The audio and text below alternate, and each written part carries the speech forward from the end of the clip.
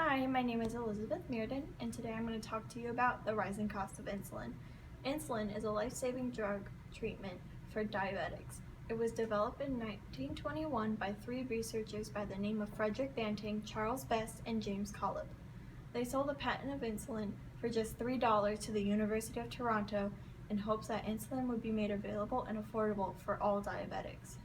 Their hopes were not realized.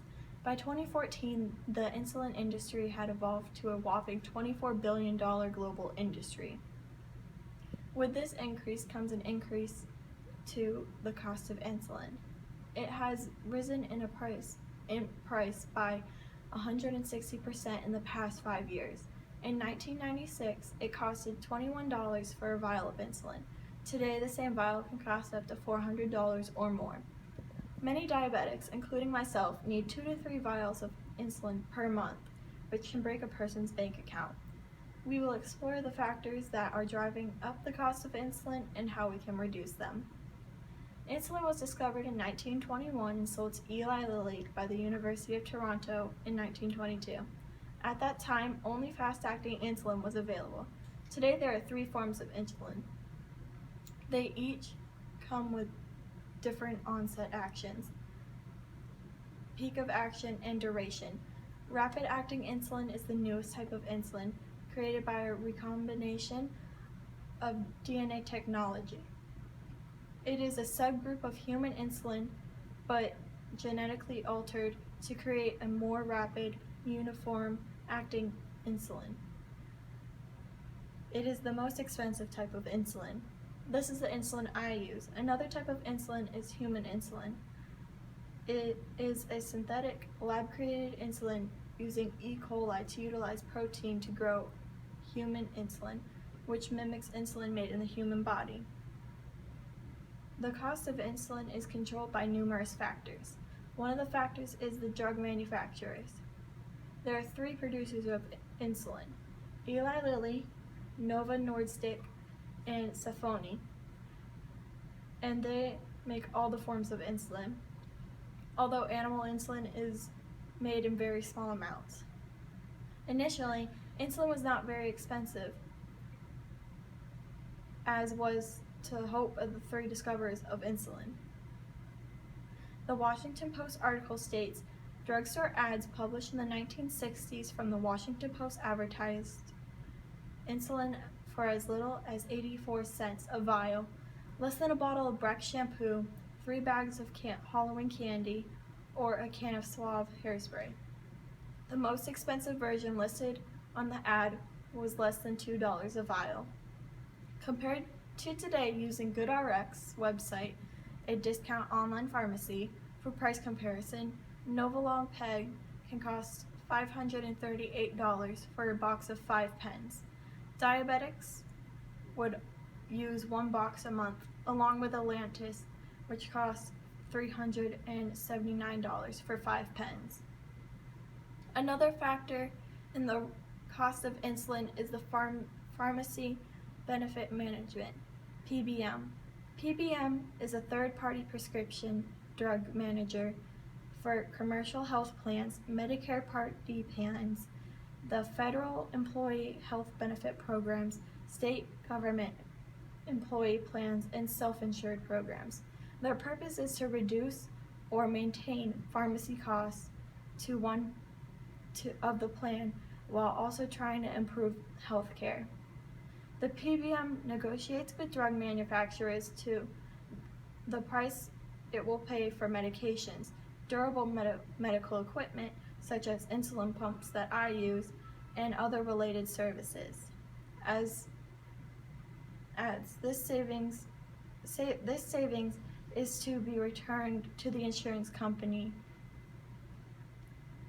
and supposed to lower the cost of insulin.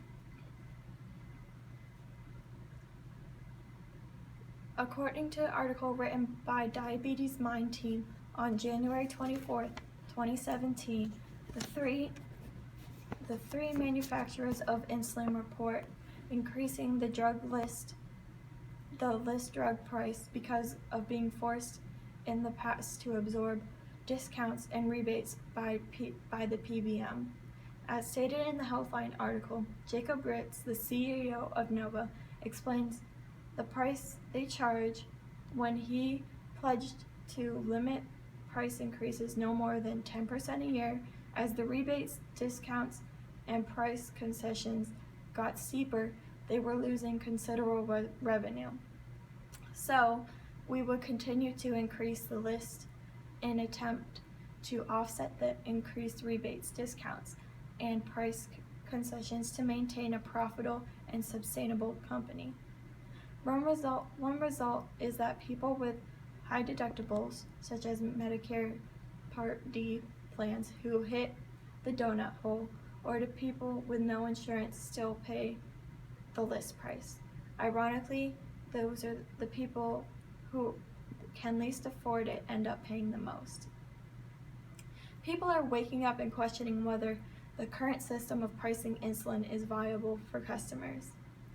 As people know of families and friends who ration their insulin and hear on the news of people who are buying insulin on Amazon because they can no longer afford it, there is an outrage and legal action. According to the New York Times, people who can no longer afford their insulin resort to injecting themselves with expired insulin or starving themselves to control their blood sugars.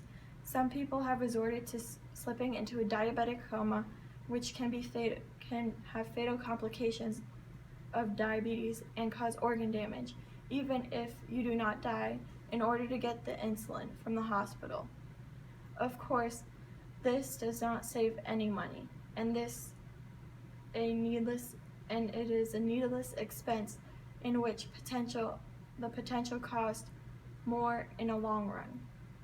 Recently, 3 leading pharmacy benefit managers, CVS Health Corporation, Express Scripts, and United Health Group Incorporated, were named in a lawsuit charging that they participated with a major insulin manufacturers in the price-fixing scheme in New Jersey. In Massachusetts, the 3 insulin manufacturers were named defendants in a separate court filing, alleging that the companies significantly increased the list price of insulin at the same time, giving the reappearance of the price fixing. This is important to remember that insulin has no alternative. There is no generic brand available, and people can be harmed or die without this life-saving drug. Type 1 diabetes is a genetic autoimmune disorder that has no cure, only has a treatment at a great cost.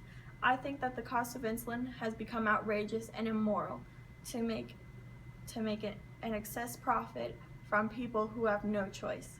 As President Trump says, and the industry is getting away with murder. So, what can you do? You can sign the petition at American Diabetes Associations advocating for lower prices, vote for representatives that believe in lowering the cost of insulin and other medications, and contact the 3 major producers of insulin and demand that they reduce the life-saving drug. Thank you.